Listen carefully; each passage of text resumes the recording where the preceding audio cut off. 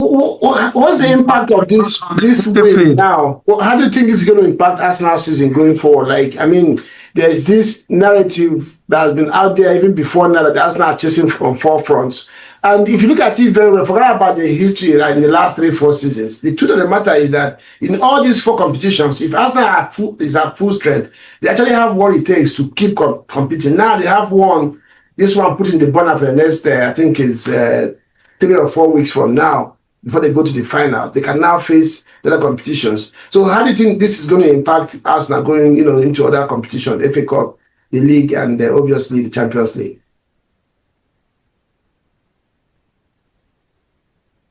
I was talking on mute. So first of all, I would say that kudos to the players. In my notes here, I wrote big ups to Hincarpie. So I want to answer your question from like we do in the game, boxes, like Aldo said, game within the game. So for the game that Hincarpie had today, his confidence would be a word of good. Yes. He was super comfortable with Gusto, comfortable with Estavio. He was aggressive but clean. When he first came, he was very aggressive, but I was concerned about his cleanliness. You know what I mean? But he was clean today. Gabriel, of course, the wall at the back, he was leading great. Look at what's his name, the goalie, Kepa. If Kepa steps in now in the FA Cup, he'll be more confident because he had a great game. So I think this is a confident booster for the team.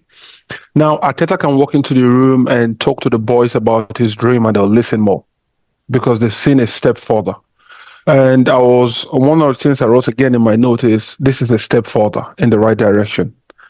We lost in the semi-finals last season. Now we are in the finals this season. That shows growth. It's against a big team. Against a very big team. What we couldn't do against Newcastle last time. So I feel this is going to be good for the confidence of the boys. The lads will be great. They'll be happy.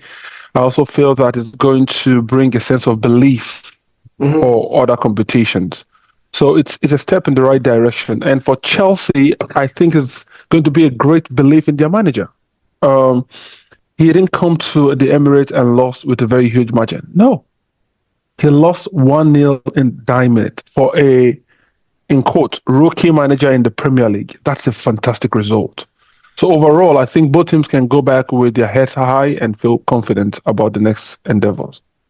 Nimi, for Chelsea, like I've said in the past, yes, Chelsea buy players, but they do more of business than building a team. What would be your expectation, or what would you think that the owner should do from what you have seen from Liam the first few weeks of him being around? Because obviously, from my own perspective, what I see from outside, they have not really worked with these coaches, with Pochettino and the Maresca, in terms of having the material they need to succeed as a team. Chelsea as a club, maybe they are doing well in terms of their business model, but as a team, as a football team for the fans, I don't believe that they have really supported these coaches and giving them the freedom and what they need in terms of resources to succeed. So what would you expect them to do from what you have seen with this guy?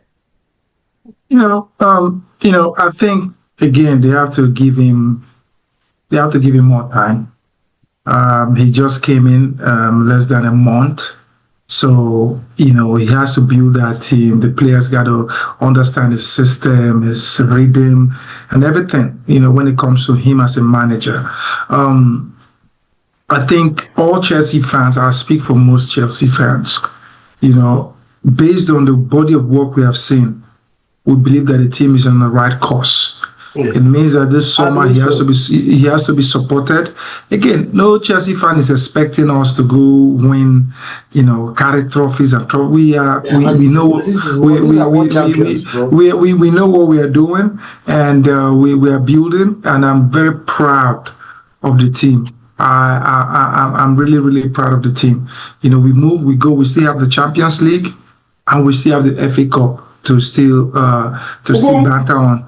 Let's close with you. So, which you have talked about the impact going forward. I forgot to mention Hincarpie. I completely agree with Uche. It looks like you watched my video last week when I said it's not the profile of Califury. But I think today, in the first 5 minutes, he made some very diagonal runs to that midfield to cause chaos there. That really impressed me. I'm like, oh, this is good. I think, like Uche mentioned, it looks like he's growing in confidence. And what he did today from that left side, because Martinelli was a little bit, I think he was asked to try to press Chelsea up and go on those runs, so which exposed Califury and Hincarpie a little bit, but he handled Gusto, and I thought there was one other person that was coming that way as well. He handled them very well and got respect from Gabriel when he needed to. So Ugo, I don't know, round it up for us for Arsenal. How do you think it's going to end from here, so that we can round up and can go home and sleep? Well, I think he's gonna get better. It just infuses confidence on the side. If they are able to beat Chelsea, like Declan Rice said, Chelsea posed a lot of problems to their team. Different things that they tried to do during the single game that Arsenal had to keep adapting to different, strategies that Chelsea employed. So yeah, this gives them confidence that listen, we can play high pressure games like this, play chess type games like this, and be able to win them. And everybody, I saw when Kai Havertz scored that goal, the bench emptied in celebration with him. Right, all the substitutes, the Raya and the rest of them, coaches and the rest of them, all joined. So it just helps with team spirit. It helps with confidence. Hopefully they carry this and keep taking it one game at a time. And at the end of the season, hopefully they can finish with minimum one trophy and maximum 4. Okay, guys, thanks again. It's late at night. Let's go get some sleep. A long day. Everybody's you are a big man. I know you've had which are you on mute? Before we go, we can't just allow Nimi have a good day. It breaks our heart to just allow Nimi after all the boisterous temperatures, kind of proud talks. No, I want to tell you, man, the world champion. I don't know how he doesn't expect Chelsea. Yeah. So Nimi, I just want you to hold your L very close to your heart. Hold it so well. You can see you come here quietly. When you sleep. We love you, but we are happy you are with your L tonight. Well, hopefully we'll come back here again on Sunday. And Arsenal have 9 points on top of the table. Well, let's see.